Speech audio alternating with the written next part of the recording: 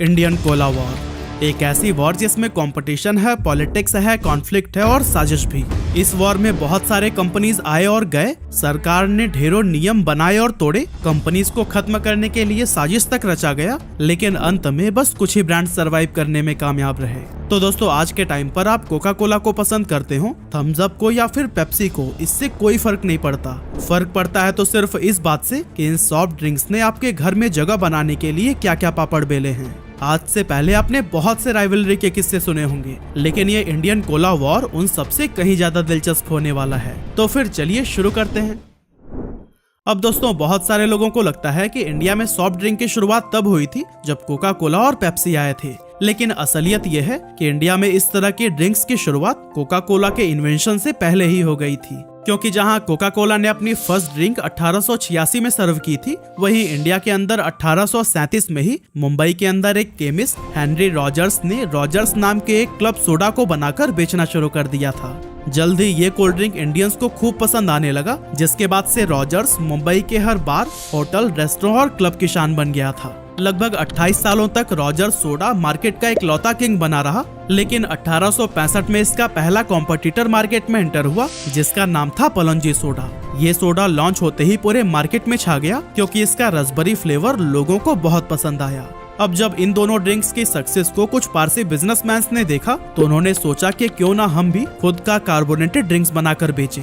और फिर इसी सोच के साथ उन्होंने 1884 में अर्धसिर सोडा को लॉन्च किया, जो कि पलंजी सोडा को डायरेक्टली कॉम्पिटिट कर रहा था, और ये भी मार्केट में काफी पॉपुलर हुआ। और हाँ, इसी बीच 1889 में ड्यूक सोडा को भी लॉन्च किया गया था, जो कि अगेन एक सक्सेस साबित हुआ था। अब दोस्तों, इस टाइम तक यूएस के अंदर कोका कोला भी लॉन्च हो चुका था, जो कि अमेरिकन के बीच में काफी पसंद किया जा रहा था, जिसके बाद से कोका कोला ने यूएस से निकलकर बाकी के कंट्रीज में भी अपने पैर जमाने शुरू कर दिए। लेकिन दोस्तों, इंडियन मार्केट में एंटर करने में उन्हें अभी भी 2-3 डेकेड्स लगने वाले थे। इसी बीच इंडिया में कई सारे लोकल सोडा ब्रांड आ चुके थे। इसके अलावा गोली सोडा या बांटा लगभग हर छोटे से लेकर बड़े शहरों में बहुत ही वाइडली मिलने लगा था, जिसके बाद से सोडा मार्केट में पहले के मुकाबले काफी ज्यादा कंपटीशन बढ़ गया। अब अगर हम सीधे आजादी के बाद के भारत पर आएं, तो उस समय कोका कोला को इंडियन मार्केट में एंटर होने की एक बहुत बड़ी अपॉर्चुनिटी दिखी। और बिना इस बात को जाने कि इंडिया में पहले से ही लोकल ब्रांड्स के बीच एक कोला वॉर चल रहा है, इसने भी 1950 में दिल्ली के अंदर अपना प्लांट ओपन कर दिया।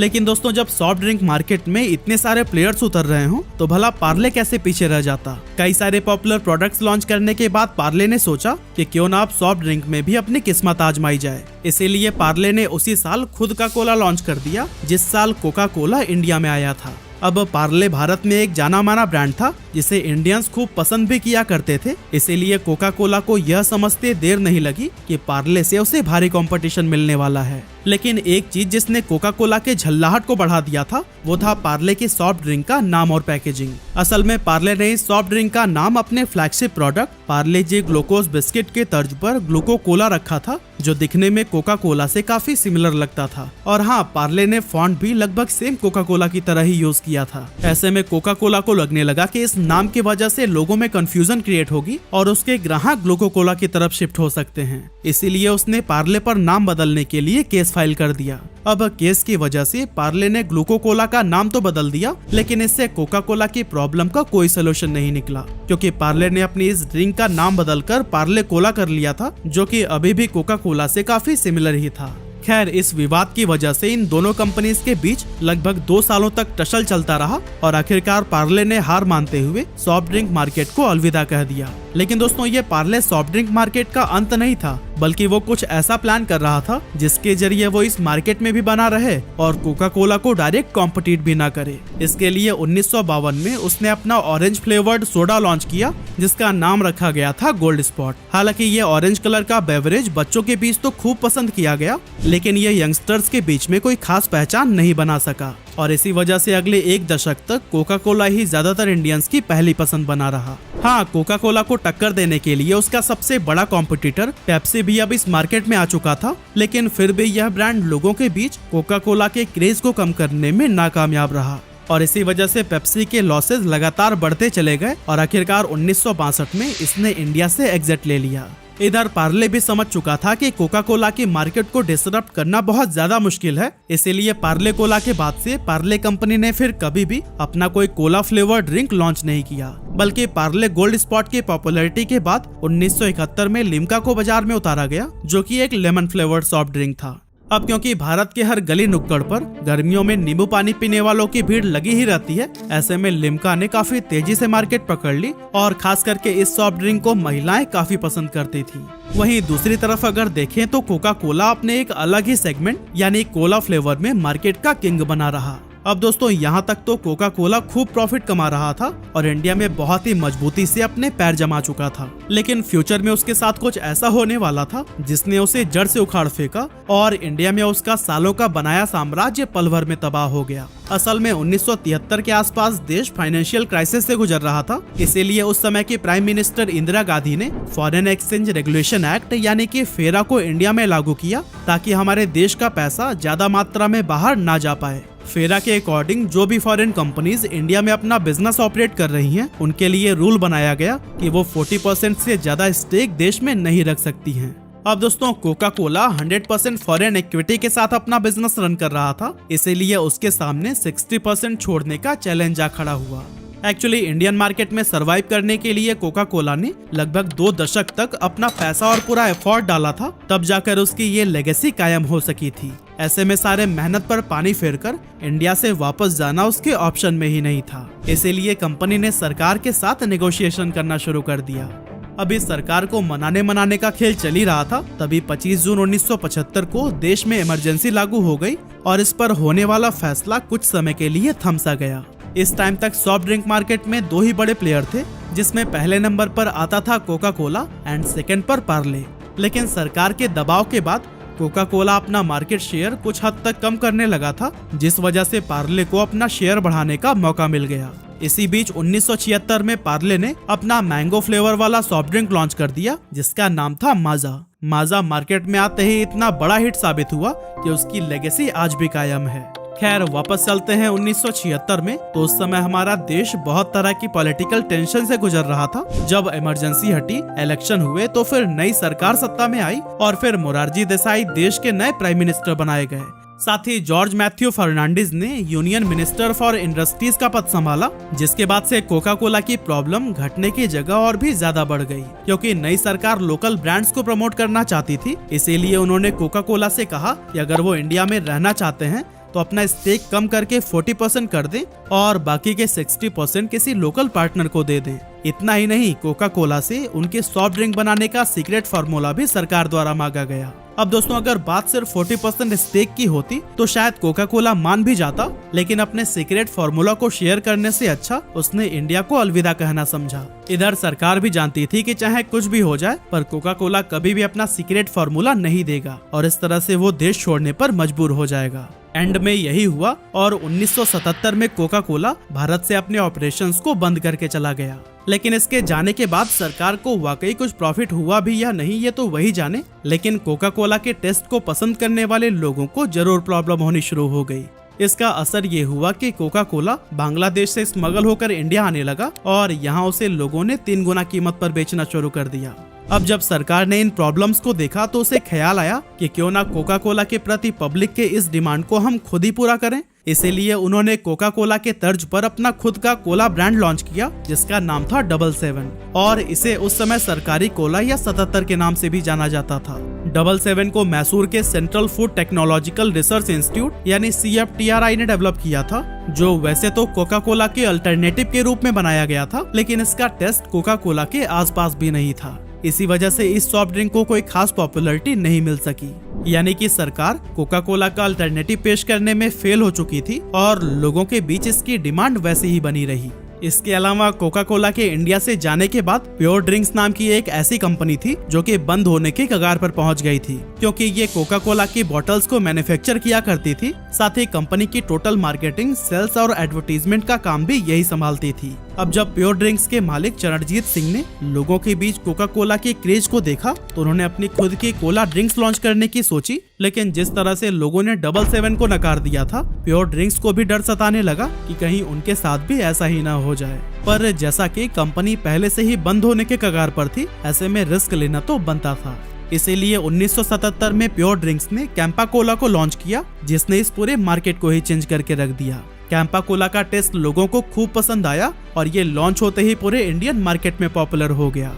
इधर पार्ले, जो हमेशा कोका कोला की मार्केट से दूर रहता था, जब उसने देखा कि कोका कोला इंडिया छोड़कर जा चुका है, ऐसे में उसे मार्केट के अंदर एक बहुत बड़ी उम्मीद दिखाई दी और 1977 में ही इसने भी अपनी एक नई ड्रिंक थम्स अप को लॉन्च कर दिया, जिसे कैंपा की तरह ही काफी पसंद किया गया। लेकिन दोस्तों, इस प्रोडक्ट की सफलता के पीछे का रीजन ये बिल्कुल भी नहीं था कि इसने कोका कोला की रेसिपी को डिकोड करके उससे सिमिलर कोला बना लिया था, बल्कि थम्स अप इंडियंस की टेस्ट के अकॉर्डिंग लोकल स्पाइसेस और इंग्रेडिएंट्स को मिलाकर बनाया गया था।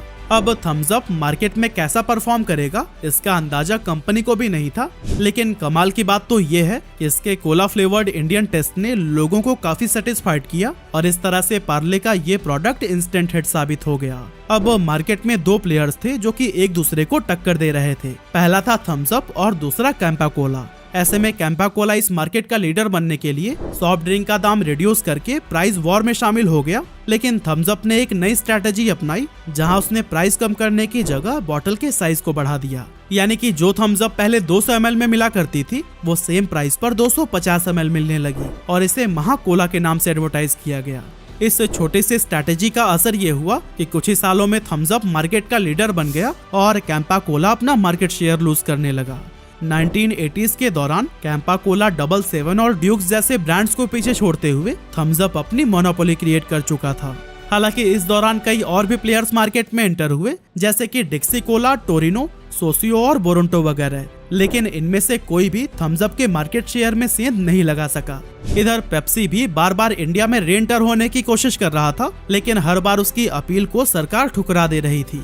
आखिरकार 5 साल के नेगोशिएशन और पार्लियामेंट में 20 बार डिबेट्स के बाद साल 1988 में राजीव गांधी की सरकार ने पेप्सी को इंडिया में आने के लिए अलाउ कर दिया, क्योंकि देश की फाइनेंशियल कंडीशन बहुत ही ज्यादा खराब होती जा रही थी, लोगों के पास रोजगार नहीं थे और सरकार भी लोन में दबी जा रही थी। ऐसे में अगर बाहर से इन्वेस्टमेंट आता तो फिर देश के डेवलपमेंट में लगाया जा सकता था, साथ ही जॉब क्रिएशन से लोगों का जीवन भी बेहतर होता।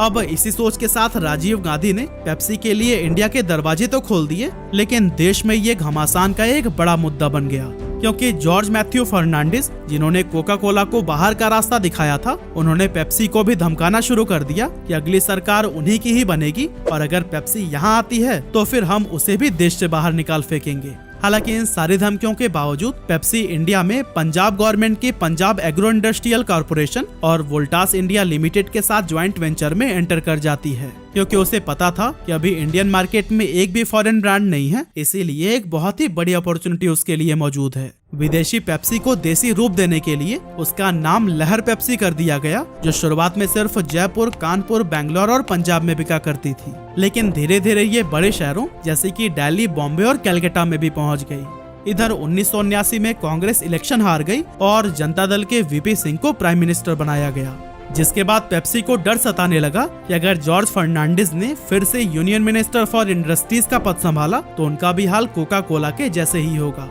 लेकिन ये पेप्सी की अच्छी किस्मत ही थी कि इस बार जॉर्ज फर्नांडिस को मिनिस्टर ऑफ रेलवेज का पद सौंपा गया। इसके बाद आया साल 1991, जब इंडियन गवर्नमेंट ने ग्लोबलाइजेशन और लिबरलाइजेशन की शुरुआत की और अपनी डोमेस्टिक मार्केट को बाहरी कंपनीज के लिए ओपन कर दिया। पेप्सी ने भी इसका फायदा उठाते हुए पंजाब एग्रो इंडस्ट्रियल कॉर्पोरेशन और वोल्टास इंडिया के साथ अपना ज्वाइंट वेंचर खत्म कर दिया और 100% इक्विटी के साथ में बिजनेस रन करने लगा। इस तरह उसे बिना किसी दबाव या रिस्ट्रिक्शंस के इंडिया के हर कोने में अपनी सॉफ्ट ड्रिंक्स को बेचने की अपॉर्चुनिटी मिल गई और जल्द ही ये थम्स अप का एक बहुत ही बड़ा कॉम्पिटिटर बन गया।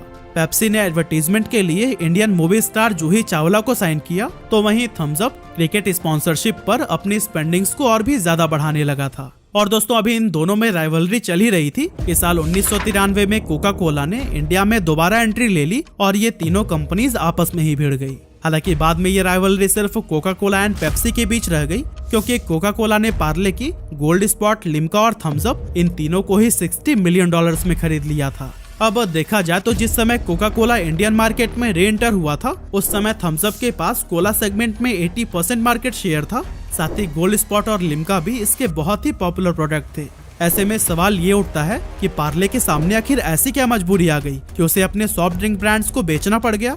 असल में दोस्तों, कोका कोला के पास इस मार्केट में पैर जमाने के लिए दो ऑप्शंस थे। पहला ये कि धीरे धीरे वो अपने ऑपरेशंस को बढ़ाता, यानी कि अपने प्लांट्स लगाता, डिस्ट्रीब्यूशन नेटवर्क एस्टेब्लिश करता और टाइम के साथ इसका कंज्यूमर बेस इंक्रीज होने लगता। और दूसरा ऑप्शन था दूसरे ब्रांड के बॉटलर्स, यानी कि जो सॉफ्ट ड्रिंक्स की पैकेजिंग के साथ साथ ब्रांडिंग और डिस्ट्रीब्यूशन का काम देखते थे, उन्हें लालच देकर अपनी तरफ कर लेना। अब इसमें से पहला ऑप्शन तो बहुत ही टाइम कंज्यूमिंग था, लेकिन कोका कोला को तो जल्द से जल्द अपनी लेगेसी कायम करनी थी, इसीलिए उसने सेकंड ऑप्शन को चुना। अब दोस्तों, भले ही उस टाइम पर थम्स अप के पास 80% मार्केट शेयर था, लेकिन इसके बिजनेस मॉडल्स में कुछ बहुत बड़ी कमियां थी। जैसे कि उनके पास 62 बॉटलर्स तो थे, लेकिन थम्स अप उनमें से सिर्फ 4 का ही मालिक था और बाकी के 58 इंडिपेंडेंटली ऑपरेट कर रहे थे। मतलब कि ये बचे हुए 58 बॉटलर्स कंपनी की गाइडलाइंस के अकॉर्डिंग सिर्फ थम्स अप को बनाने और डिस्ट्रीब्यूशन का काम किया करते थे। ऐसे में थम्स अप के बॉटलर्स को ज्यादा अमाउंट ऑफर करके कोका कोला ने अपनी तरफ कर लिया, जिसके बाद से थम्स अप के पास सिर्फ कुछ ही बॉटलर्स बचे और इसी वजह से थम्स अप ना तो जितनी डिमांड थी उतने सॉफ्ट ड्रिंक प्रोड्यूस कर पा रहा था और ना ही डिस्ट्रीब्यूशन कर पाता था। यही रीजन था कि थम्स अप अपना मार्केट शेयर खोने लगा। इसके बाद से रमेश चौहान, जो थम्स अप को लीड कर रहे थे, उन्हें यह समझते हुए देर नहीं लगी कि कोका कोला जैसे बड़े जायंट से लड़कर वो कंपनी का नुकसान ही करने वाले हैं।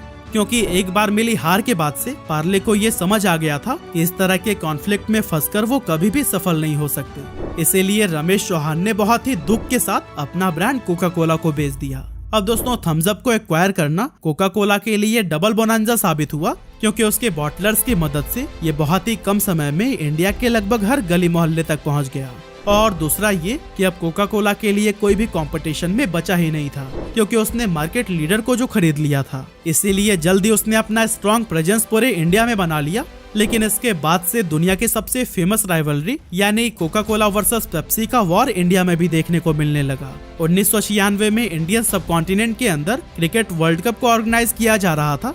कोका कोला ने जब इंडिया में क्रिकेट को लेकर इतना क्रेज देखा तो उसने तय कर लिया कि वर्ल्ड कप का मेन स्पॉन्सर तो वही बनेगा। इधर पेप्सी भी स्पॉन्सरशिप लेने की कोशिश में लगा था, लेकिन एट द एंड यह स्पॉन्सरशिप कोका कोला के ही खाते में गया।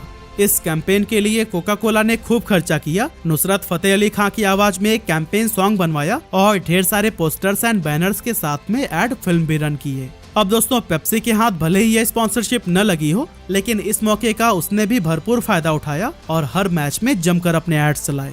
कमाल की बात तो यह है कि पेप्सी ने अपने कैंपेन की टैगलाइन रखी थी, नथिंग ऑफिशियल अबाउट इट, जो कि ऑफिशियल स्पॉन्सर कोका कोला पर एक तंज कसा गया था। इन दोनों ब्रांड्स के बीच इस तरह की लड़ाई लगातार चलती रही, क्योंकि एक तरफ पेप्सी सचिन और शाहरुख की पॉपुलैरिटी का फायदा उठाते हुए उनके साथ ऐड कर रही थी, तो वहीं कोका कोला ने आमिर खान को अपना चेहरा बनाया था। और दोस्तों, साल 2000 के बाद से कोई भी नया ब्रांड अब कोला सेगमेंट में उतरने की हिम्मत ही नहीं रखता था, क्योंकि उसे पता था कि पेप्सी या कोका कोला की मार को वो झेल ही नहीं पाएगा। इसीलिए इन दोनों ने एक लंबे अरसे से मार्केट का बड़ा हिस्सा अपने हाथों में ले रखा है। हालांकि करीब 2 डेकेड्स के बाद साल 2016 में बिस्लरी ने फिजी ड्रिंक मार्केट में एंटर करने की सोची और अपने सब ब्रांड बिस्लरी पॉप के थ्रू इसने लिमोनाटा स्पाइसी, पीना कोलाटा और फोंजो नाम की 4 सॉफ्ट ड्रिंक वेरिएंट को लॉन्च किया, लेकिन ये प्रोडक्ट कस्टमर को अट्रैक्ट नहीं कर सकी, इसीलिए जल्द ही इसे बंद कर दिया गया।